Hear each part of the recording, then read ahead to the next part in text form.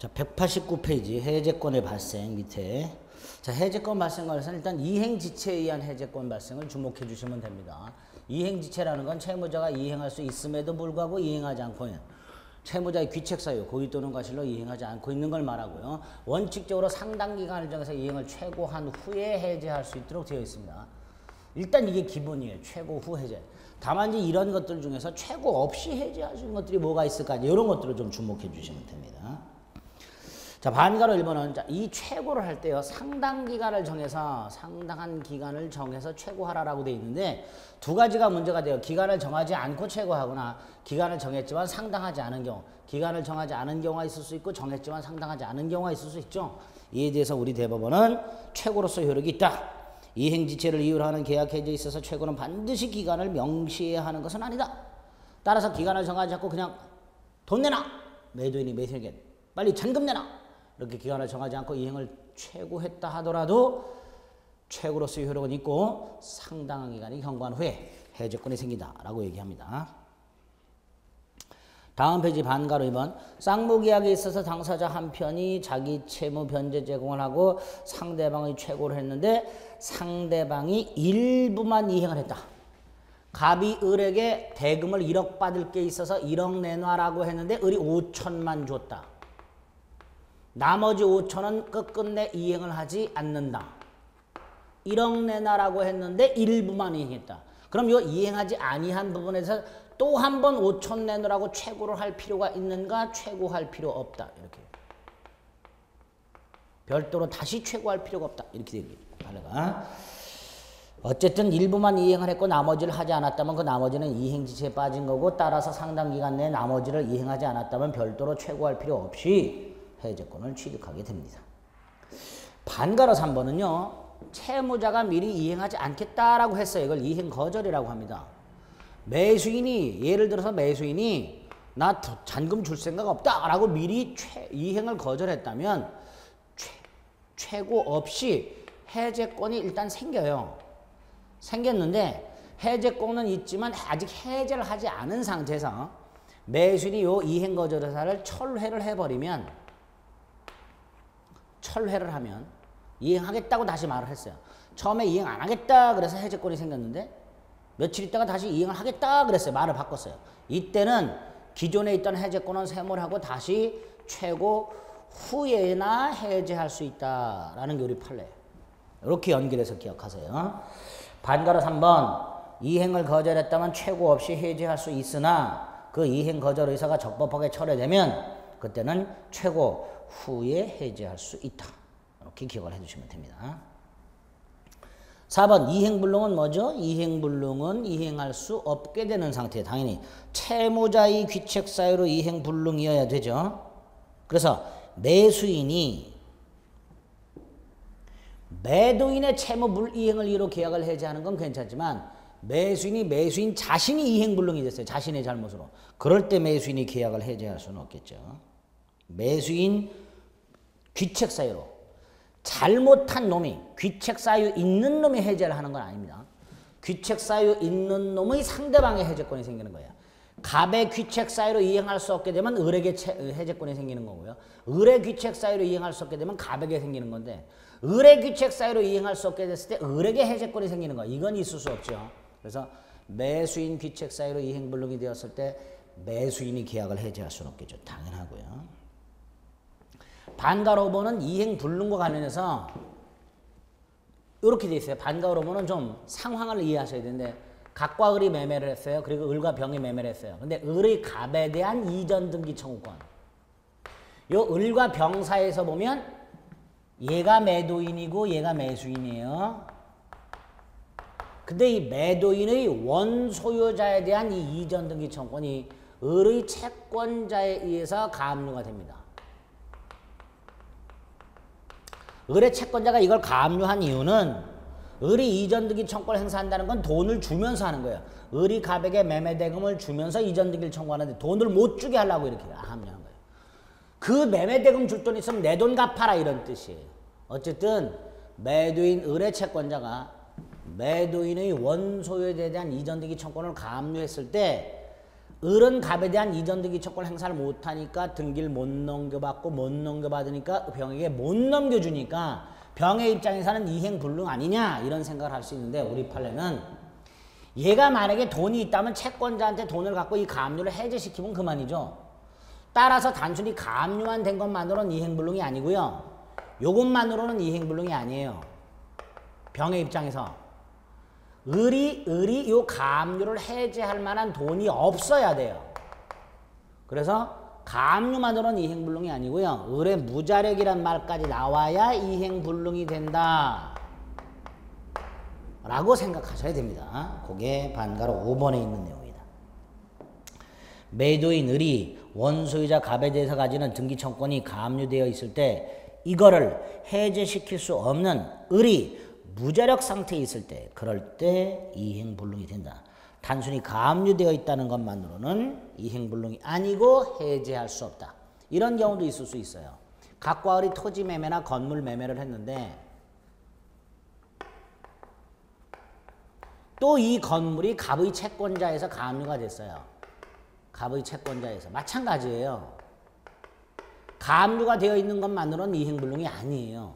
갑이 가압류를 해제할 만한 자력이 없어야 무자력까지 있어야 이행불능인 거예요. 그러니까 단순히 매매 목적물인 건물이 가압류되어 있는 것만으로는 이행불능이 아니기 때문에 을은 계약을 해제할 수 없다. 이렇게 나오게 됩니다.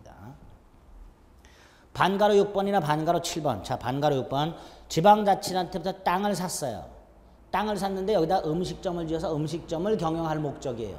지방자치단체한테도 그걸 밝혔어요. 이 땅 음식점 허가가 나냐? 난다. 그래서 지방자치단체로부터 샀는데 공공용지로 편입을 시켜버렸어요. 지자체가. 이때 매수인이 계약을 해지할 수 있는가? 안 된다. 7번은 매수인이 다운계약서를 써주기로 했고 안 써줘요. 그걸 이유로 계약을 해지할 수 있냐? 안 된다. 그게 7번이에요. 됐죠? 즉 부수적 채무 불이행을 이유로 계약을 해지할 수는 없다라는 거고요. 8번 매도인이 명도 의무를 이행하지 못하여 이행지치에 빠진 경우에 매수인은 자신의 채무, 돈을 줄 준비를 하면서 매도인에게 언제까지 물건을 안 넘겨주면 계약은 해제된다 라고 의사를 표시할 수도 있어요. 언제까지 이행하지 않으면 계약은 해제하겠다가 아니라 해제된다 라고 말을 했다면 이건 미리 해제 의사를 표시한 거예요. 미리 해제 의사를 표시했지만 아직 해제 효력은 생기지 않다가 매도인이 이때까지 이행을 안 하면 해제가 돼버리겠죠. 그러니까 요 매수인이 이행을 하지 않는다는 이 사실은 계약 해제 효과를 발생시키는 정지 조건이 됩니다. 결국 매수인이 매도인에게 대금을 제공하면서 언제까지 물건을 넘겨주지 않으면 계약은 그냥 해제된다라고 통지하는 것은 정지 조건부 해제 의사 표시로 유효하다 이렇게 보게 됩니다. 8번이고요. 9번은 해제권의 불가분성이라고 해제권자가 여럿 있거나 상대방이 여럿 있을 때 계약 해제와 같은 법률관계는 획일적으로 생겨야 되기 때문에 불가분성이라는 걸 두고 있어요. 갑, 을이 공유하고 있던 땅을 병이 샀는데 병이 대금을 안 준다. 갑과 을에게 해제권이 생긴다. 해제권자가 수인. 병이 돈을 주는데 갑을이 지분을 안 넘겨준다. 해제권자는 병인데 상대방이 수인. 이렇게 해제권자나 상대방이 여럿 있을 때 행사의 불가분성과 소멸의 불가분성 두 개가 있었죠. 행사의 불가분성은 해제권자가 여럿 있을 때는 전원이 행사하라. 상대방이 여럿 있을 때는 전원에 대하여 행사하라. 전원이 전원에 대하여. 이게 행사의 불가분성이고요. 동시에 할 필요는 없습니다. 소멸의 불가분성은 어느 1인의 해제권이 소멸하거나 어느 1인에 대한 해제권이 소멸하면 전원에 대하여 소멸한다. 이게 소멸의 불가분성이에요. 근데 이 불가분성 규정은 임의 규정이기 때문에 이걸 배제하는 특약은 유효. 그게 9번입니다. 그 다음에 해제의 효과, 계약이 해제되면 계약관계는 소급해서 소멸한다 그랬죠. 그리고 원상회복 의무가 생기고 제3자 보호 규정이 있고 손해배상 의무가 생긴다 그랬습니다. 자, 원상회복과 관련해서는 돈 받은 사람은 전부 돌려주라. 계약 해제에서의 원상회복은요, 부당이득 반환하고는 조금 달라요. 부당이득 반환이라는 것은 선악에 따라서 반환 범위가 다르다 그랬습니다. 선의 경우에는 현존이익만 반환하면 되고 악의 경우에는 받은 이익에다 이자 붙이고 손해까지 배상해야 되는 게 부당이득 반환인데 원상회복은 이 부당이득 반환의 특칙입니다. 어떻게? 선악 불문하고 전부 반환 이렇게 됩니다. 그래서 돈 받은 사람은 돈 돌려줘야 되고요. 이자 붙여야 되고요. 물건 받은 사람은 물건 돌려주면서 사용 이익도 돌려줘야 되는데 단 동그라미 2번 감가비는 돌려줄 필요가 없다. 또 하나 돌려줘야 될 사람의 개인적 능력에 따라서 이익이 증가된 경우. 그래서 갑이 을에게 자동차 매매를 했어요. 자동차 줬고 대금 준 상태에서 해제가 됐어요. 그럼 자동차 돌려줘야 되고 대금 돌려줘야 되는데 대금에는 받은 납부터 이자 붙여야 되고 자동차는 사용이익 돌려줘야 돼요. 이 사용이익에서 감가비는 빠지는 거예요. 그 다음에 얘가 이 자동차를 다른 사람한테 빌려줘갖고 차임을 받은 게 있어요. 그것도 돌려줘야 돼요. 근데 보통 사람이라면 차임을 10만 원밖에 못 받는데 얘는 말빨이 세서 20만 원 받았어요. 그럼 일반적인 이익은 10만 원인데 요 을의 개인적인 수완 때문에 20만 원으로 10만 원이 플러스 됐죠. 그 플러스 10만 원 된 거는 을의 개인적 능력 때문에 추가된 이익이니까 그건 돌려줄 필요가 없다. 그걸 우리 판례가 이렇게 말을 합니다. 매수인의 영업수완 등 노력으로 인한 이른바 운용이익. 원래 일반인들이 빌려줬을 때는 10만 원밖에 못 받지만 을은 이빨이 세가지고 20만 원을 받았단 말이에요. 이때 일반인이 받을 수 있었던 10만 원에 플러스된 10만 원. 그건 요 매수인의 개인적 노력에 따라서 플러스된 운용이익이라는 거예요. 그 운용이익은 돌려줄 필요가 없다. 이렇게. 반환해야 될 사용이익의 범위에서 공제되어야 한다. 이렇게 됩니다. 감값이나 운용이익은 공제하라. 돌려줄 필요가 없다. 그 다음에 요 이자나 사용이익은 부당이득 반환이에요. 그러니까 요 이자의 경우에도 당사자 간의 연체 이율이 약정이 있다더라도 연체 이율로 계산하는 게 아닙니다. 요 이자는 대금 반환이 뭐 이행지체에 따르는 지연배상이 아니에요. 뭐의 일종이에요? 이거 지연배상이 아니고 부당이득 반환 원상회복의 일종이잖아요. 그러니까 당사자 간의 연체 이율의 약정이 있다 하더라도 연체이자로 가산하는 게 아니라 법정이자로 가산한다. 이렇게 될 겁니다. 원상회복 의무와 관련된 거고요. 그 다음에 제3자 보호라고 되어 있는데요. 제3자 보호도 중요하죠. 예를 들어서 각과 할 사이에 토지 매매 계약을 했다. 등기를 넘겨줬다. 그리고 병이 나타났다. 그런데 해제가 됐다. 해제가 되면 소유권은 갑에게 되돌아온다. 그러니까 얘하고 충돌한다. 얘 어떻게 할 거냐? 548조 1항 단서 보호된다. 제3자의 권리를 해야지 못한다. 근데 요 놈이 보호되려면요. 첫째로 부동산의 경우에는 등기를 갖추고 있어야 되고 동산의 경우에는 인도를 받아야 돼요. 두 번째로 해제 전에 나타난 놈. 얘 지금 해제 전에 나타났죠? 병이 나타나고 해제된 경우가 있고요. 그럴 때는 선악불문하고 보호돼요. 반면에 해제가 되고 병이 나타났어요. 해제 후에 나타난 놈. 이 놈은 선의만 보호됩니다. 자, 일단 이렇게 머릿속에 보호되는 제3자와 관련된 기본적인 기준을 먼저 머릿속에 박으셔야 돼요. 그래서 191페이지 맨 밑에 보면 동그라미 1번 민법 548조 제1항 단서에 규정하는 제3자라 함은 해제된 계약으로부터 생긴 효과를 기초로 새로운 이해관계를 가졌고 엔드 등기 인도 등으로 외형상 완전한 권리를 취득한 자를 말하기 때문에 계약상 채권 따위를 양도받은 사람. 자, 앞으로 이렇게 나오면은 계약상 무슨 채권 따위를 양수한 사람,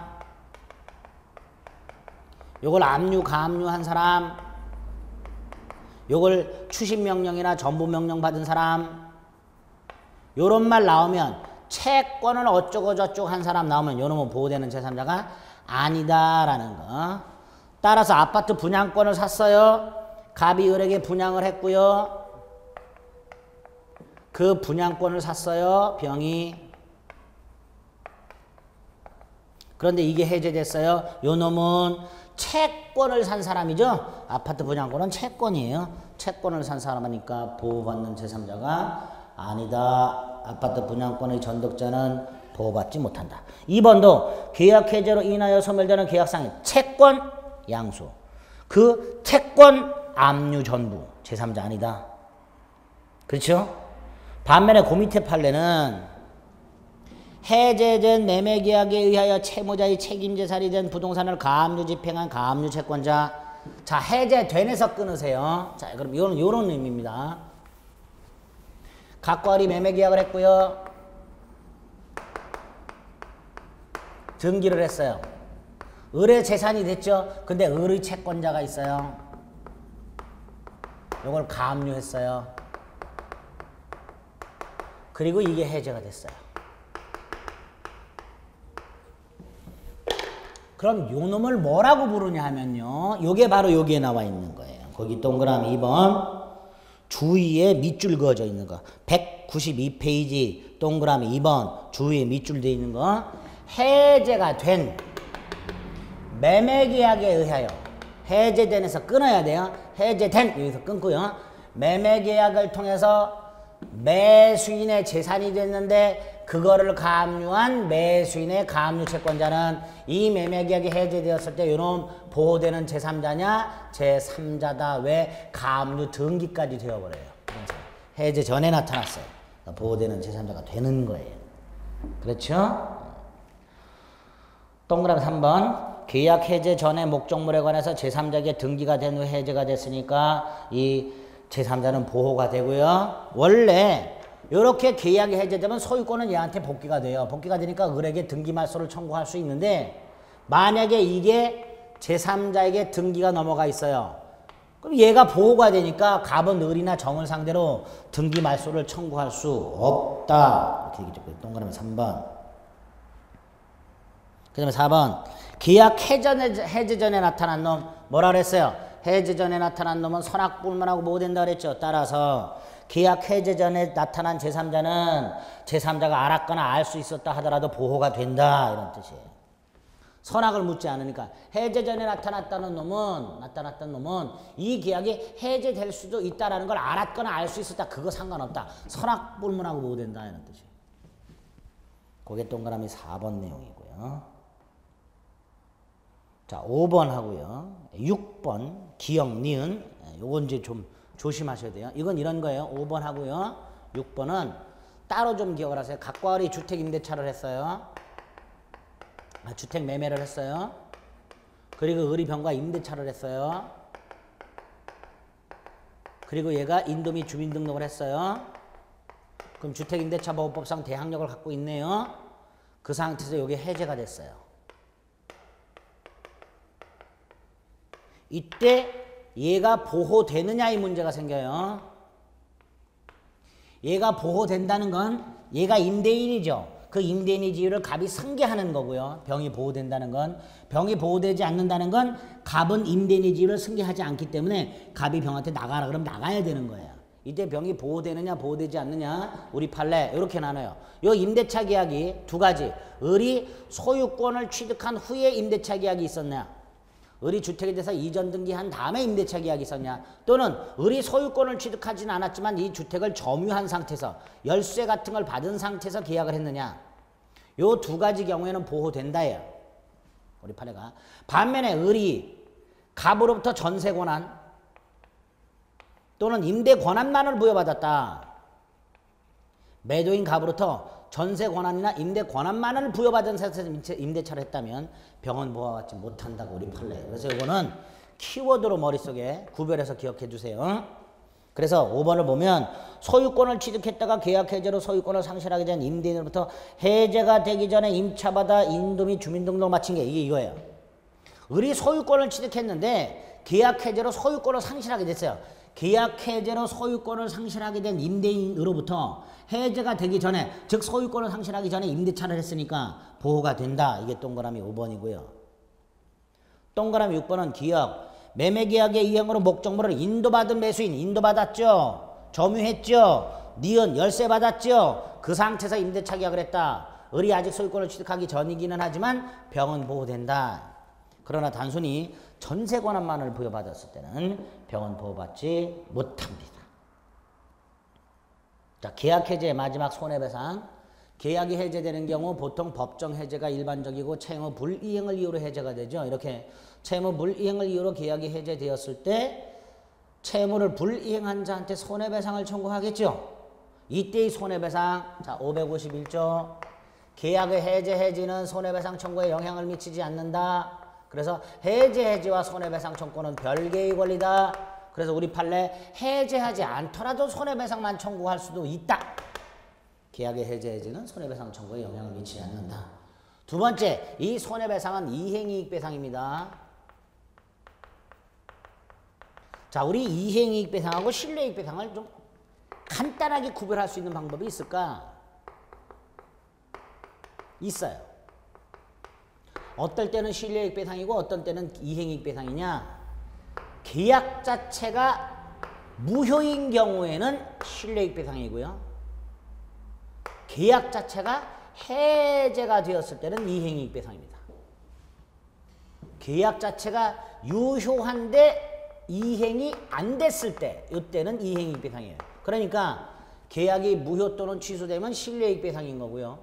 유효하지만 이행이 안 됐어. 그럼 뭐예요? 해제로 가겠죠. 해제일 경우에는 이행이익배상이에요. 그러면 담보책임에서 발생하는 손해배상은 뭘까요? 담보책임이 성립하려면 계약은 유효한 거예요. 그러니까 손해배상 뭐가 되는 거예요? 이행이익배상 이렇게 되겠죠. 그래서 지금 여기 계약이 채무 불이행을 이유로 해제되었을 때도 무슨 이익배상이다? 이행이익배상인데 단 우리 판례가 요 경우에 실내이익배상을 구할 수도 있다라고 얘기할 뿐이에요. 원칙은 이행이익배상인데 계약 해제의 경우만큼은 실내이익배상을 구할 수도 있다. 이렇게 기억을 해주시면 되겠습니다. 그 다음에 이제 안가로 4번에 해지가 나왔는데 해지는 하나만 좀 기억하시면 돼요. 우리 대법원은요. 사정변경을 이유로 하는 해지.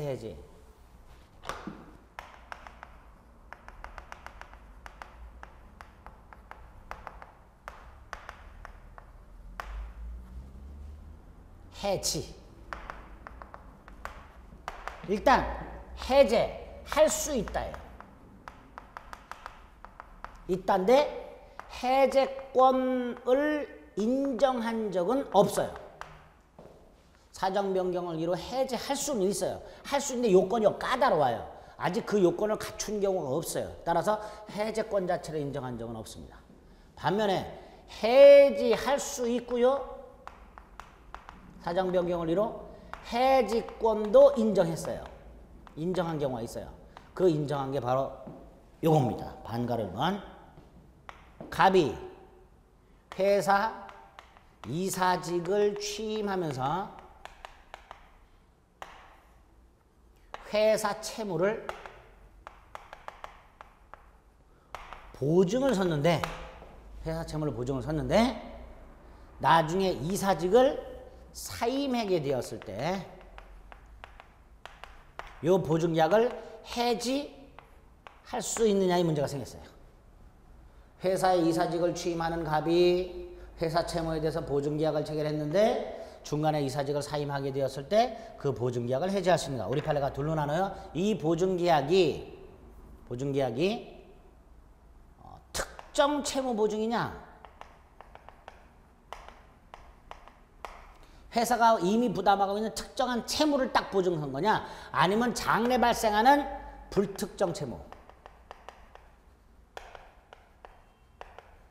특히 불특정 채무는 뭐라고 나오냐면 계속적 보증 또는 포괄근 보증 이렇게 나와요.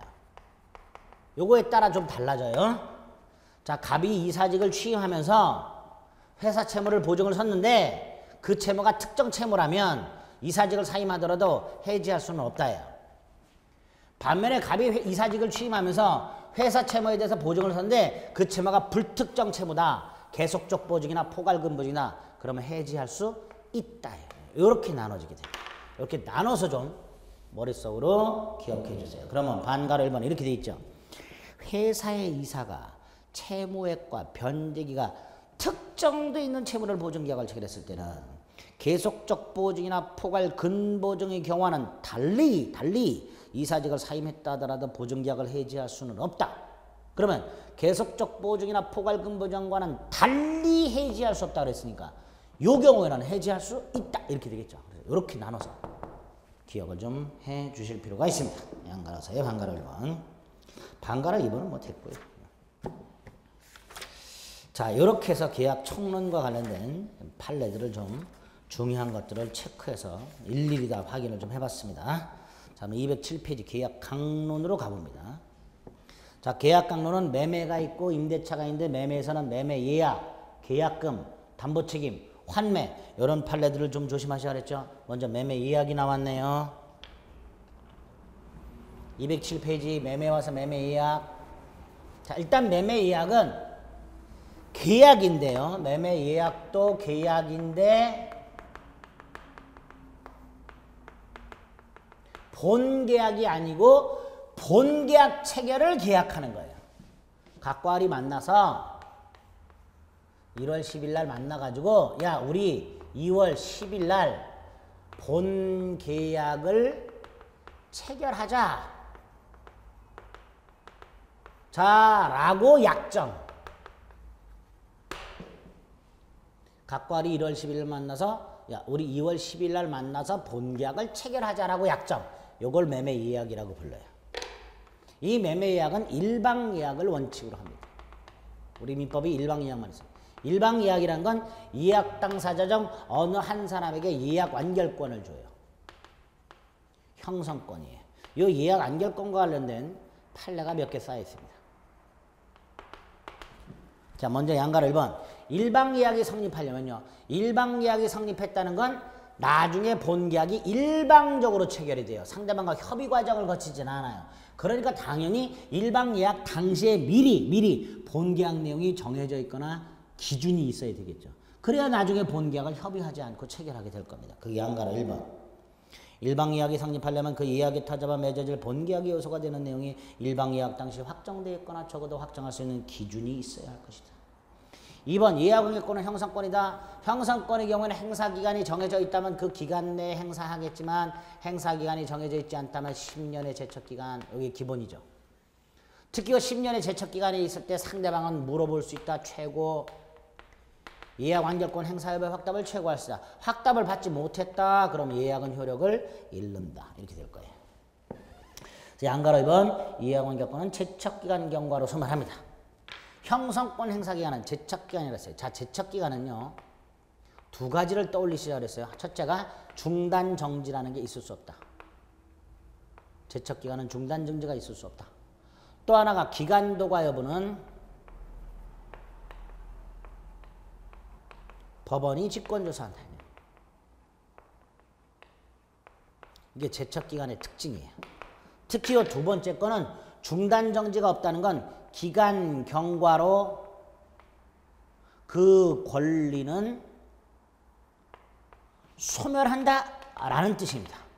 중단정지가 있을 수 없기 때문에 제척기간에 중단정지가 없다는 거 머리에 박으세요. 제척기간 중단정지는 있을 수 없다. 이퀄 기간 경과로 권리는 소멸한다. 머릿속에 박으셔요.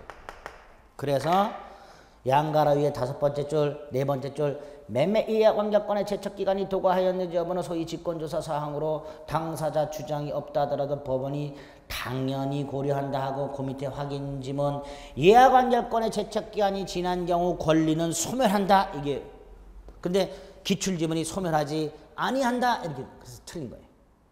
소멸한다고 소멸한다. 확인 지문까지 머릿속에 넣어두셔야 됩니다. 됐죠? 그 다음에 3번은 좀 어려운 건데요. 이런 것까지 나오긴 좀 어려운데 6명의 채권자와 채무자가 채권담보 목적으로 하나의 매매 예약을 체결하고 6인의 채권자 공동명의로 각자 지분을 특정해서 가등기를 마쳤을 때 갑토지가 있는데요. 채권자가 6명이 있어요. 요 둘세 매매 예약을 하고요. 얘네들 이름으로 가등기를 해요. 요거 가등기 담보라고 하죠. 이때 가등기를 6명이 쭉 등기를 했는데 지분별로 한 거예요. 빌려준 돈 비율만큼. 이때 얘네들이 나중에 갑이 돈을 안 갚으면 예약 완결권을 행사하고 가등기 터잡아 본등기를 할 때 이 예약 완결권 행사 및 가등기 터잡아 본등기는 지분 비율에 따르는 단독적인 권리다. 그래서 독립적인 별개의 이해관계권을 갖는 걸로 보고 채권자 중 한 사람이 이해관계권 행사할 수 있고 단독으로 지분에 터잡아 청산 절차를 진행할 수 있다. 갑이 돈을 안 갚으면 전원이 할 필요가 없다. 한 놈 한 놈씩 청산 절차를 거쳐서 본등기 절차 이행을 청구할 수 있다. 지분에 대해서 그런 내용이 하나 있고 연달아서 한번. 자, 다음 페이지 계약금. 계약금은요.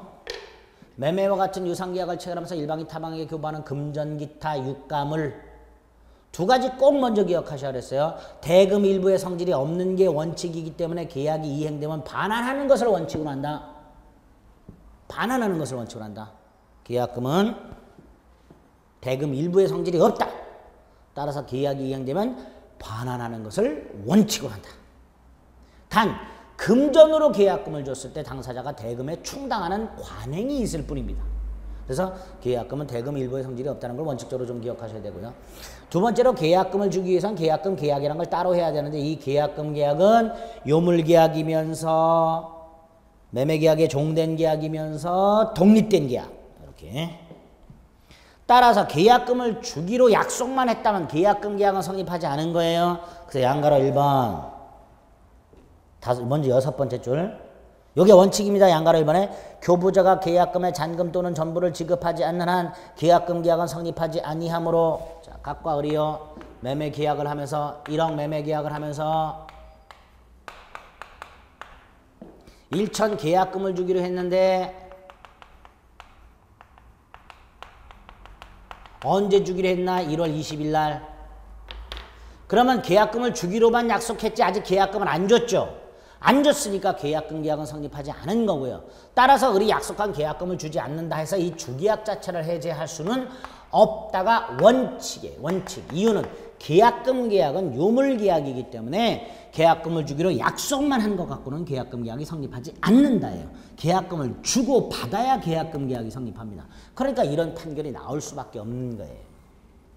계약금을 주기로 약속만 했지 아직 주지 않았다면 계약금 계약은 성립하지 않았으므로 그 약속한 계약금을 주지 않는다 해서 주계약을 해제할 수는 없다. 근데 이제 그 위에 있는 게 문제고요. 요 위에 있는 지문이 출제가 된 적이 있어요. 또 오라인 같은 건데요.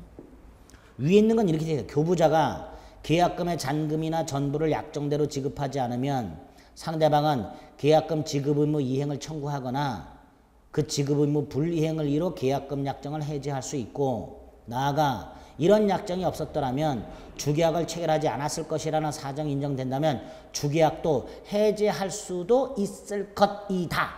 여기를 그냥 묶어가지고요. 그걸 묶으세요. 그냥. 그럼 그걸 묶어서 따로 기억하세요. 원래는 이거 안 되는 거예요. 이거 원래 안 해요. 지금 묶은 지금 읽은 거 묶은 거 하고요. 교부자가 계약금의 잔금이나 전부를 약정대로 지급하지 않으면 상대방은 계약금 지급 의무 이행을 청구하거나 채무 불이행을 이유로 계약금 약정을 해지할 수도 있고 나아가 이러한 약정이 없었더라면 매매계약 따위를 체결하지 않았을 것이라는 사정이 인정된다면 주계약 자체도 해지할 수도 있을 것이라 이거 하고요. 지금 뒤에 있는 원칙적으로 다음에 있는 거 교부자가 계약금을 지급하지 않았다면 계약금 계약은 아예 성립하지 않은 것이기 때문에 계약금을 주지 않는다 해서 주계약 자체를 해지할 수 없다. 이 뒤에 문장하고 완전히 모순이잖아요. 완전히 모순이에요. 그래서 원래 판례는 이것만 판결을 써요. 이것만. 이게 원칙이기 때문에. 그런데 요 판례가 요 앞에 있는 쓸데없는 얘기를 몇 마디 해놨어요. 이러이러이러한 경우 계약금 약정을 해지할 수 있고 주계약도 해지할 수도 있다. 이렇게. 그래서 요것만 따로 떼서 시험 문제에 옳은 걸로 출제하는 경우가 있어요.